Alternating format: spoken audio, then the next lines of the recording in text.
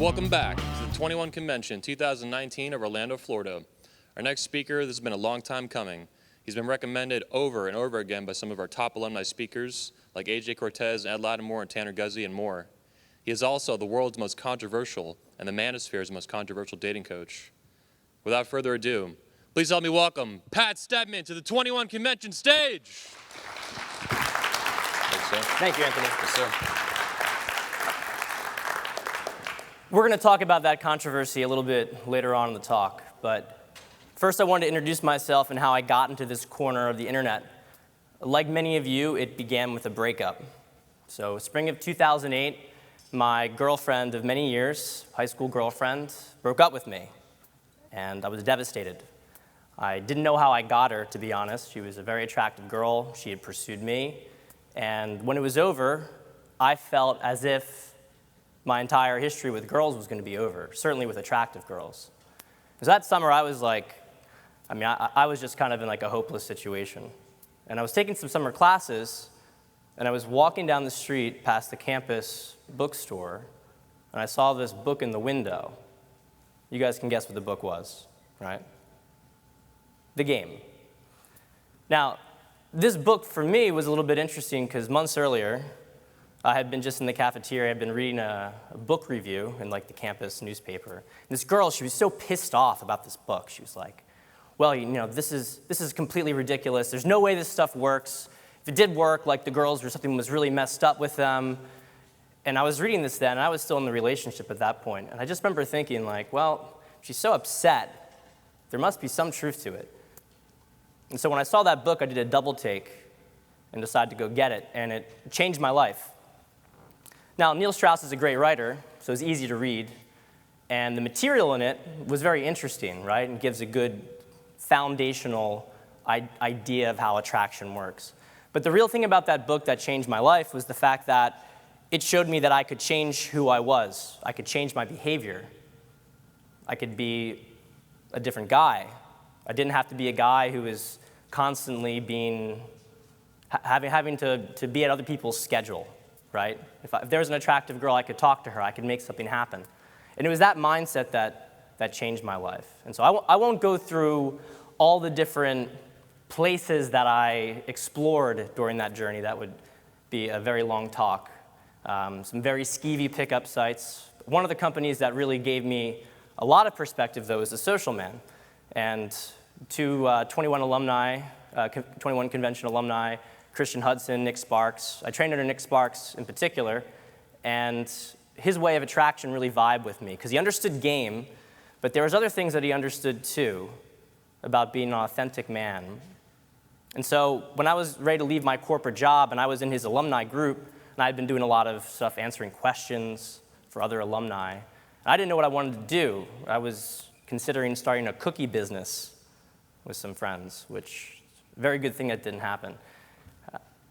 They encouraged me to become a coach because they said, you've already been helping us like one, why not do it professionally? And it was very strange for me at the time to think that the student could become the teacher, but that took me out on this journey. Now, the stuff that I had learned from Nick about authenticity, it kind of got me down this other direction. So I started to go a little bit new age. I was very curious about how deep could I go down that rabbit hole of trying to explore yourself and figure it out. And I learned some interesting things from them. I thought that maybe they had the truth. But when I spent a lot of time with them out in California, I found out that that wasn't the case. They knew some things, but a lot of the people there, they didn't understand sexual dynamics. They didn't understand themselves in a certain way because they were very depolarized. And the guys who clearly had some degree of game were cleaning up with all the women, where the guys who were exploring their feelings and sharing them weren't doing so well. So I was trying to figure this out. And so when around 2016, 2017, when I entered onto Twitter into the manosphere, I kind of came back to my roots. I saw a lot had changed. It's a little bit different than the early years of pickup. You had now people talking a lot more about macro-level sexual dynamics rather than just game. It was very interesting to me. And so my whole idea at this time was trying to reconcile these different fields together. What is the idea? You have people who are all about game. They think that game is the way that you attract women. Others, it's about authenticity. Others, it's about looks. How does this all fit together? And so I started to ask some questions, taking some of the new information I had been learning in the manosphere. And I found very quickly that for some people, asking questions was not something you were allowed to do. And so very quickly, I got the moniker Purple Pill. Honestly, I don't know what the fuck that means. It reminds me of a time when I almost got into a fight with this British guy in Krakow, and he called me a Muppet. It's like laughed at it. I'm like, a Muppet? I'm not into all this pill stuff. I'm just a guy who thinks, who tries to figure stuff out, who's looking for the truth. And the truth is a never-ending process. It's a never-ending dialogue. The only real red pill is that there's another red pill. And if you ever get comfortable in your assumptions, that's when you start to get stuck. And so as a man, I want you guys to remember this before we go into the bulk of the presentation, which is the framework that I created, which is that this is my framework. I developed it from thinking about attraction from all sorts of different fields. But just because I made up this framework, it doesn't mean that you guys have to follow it. Think for yourselves. I am not the arbiter of your truth. No one is. And if someone says that they are, they're an ideologue, and they're very afraid of learning anything else. So this framework is known as the 3 pillars of attraction. Now, I know people are using pillars a lot, but I've been using pillars for a long time, so this is, I can't change it. The first pillar of attraction. This marker's kind of crappy.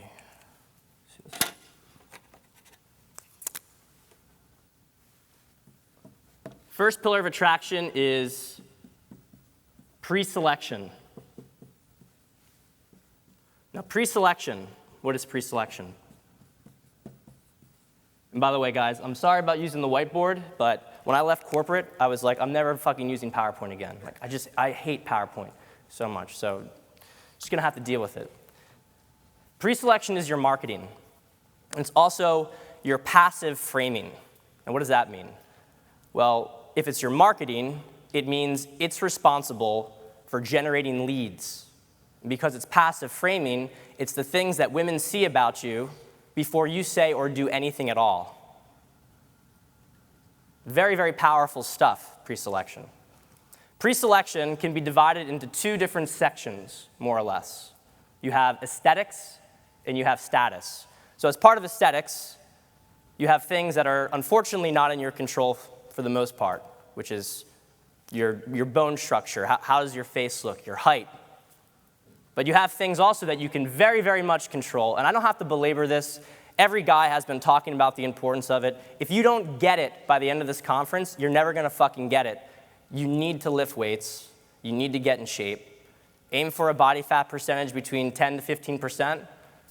If you're above 15%, you're not optimized. If you're above 20%, you're overweight. Under 10%, if you want to do it for yourself, go ahead, but you're more likely to attract dudes than girls, so take that into consideration. Grooming matters. Talk to George Bruno about that.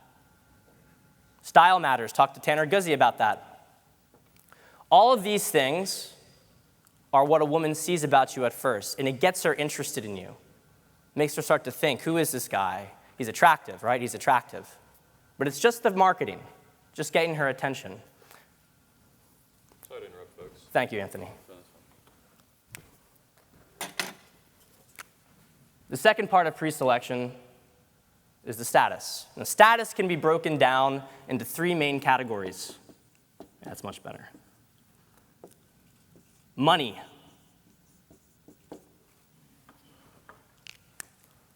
Money is more of a comfort creator than a desire creator. It's part of attraction. But the main thing about money is that, well, first, it subcommunicates perhaps that there's more to you because you have this money, right? So maybe you're an aggressive guy. So there's all sorts of other subtle signifiers that money has.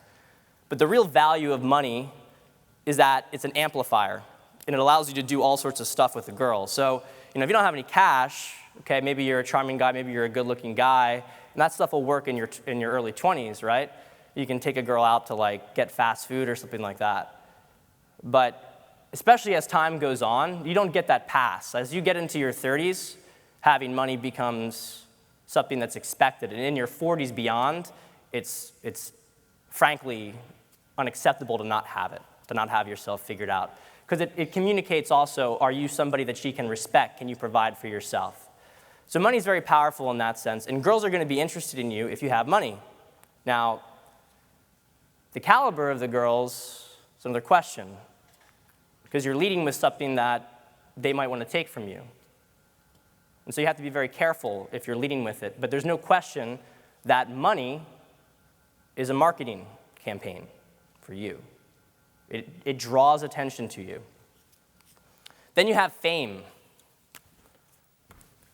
Fame, in contrast to money, is pure desire. Now, how do you get fame?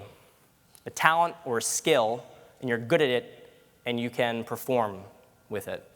So, and I want you guys to keep in mind with this. A lot of people think fame like, oh, I'm not like a famous person. I'm not some, super big artist or some big, singer or whatever.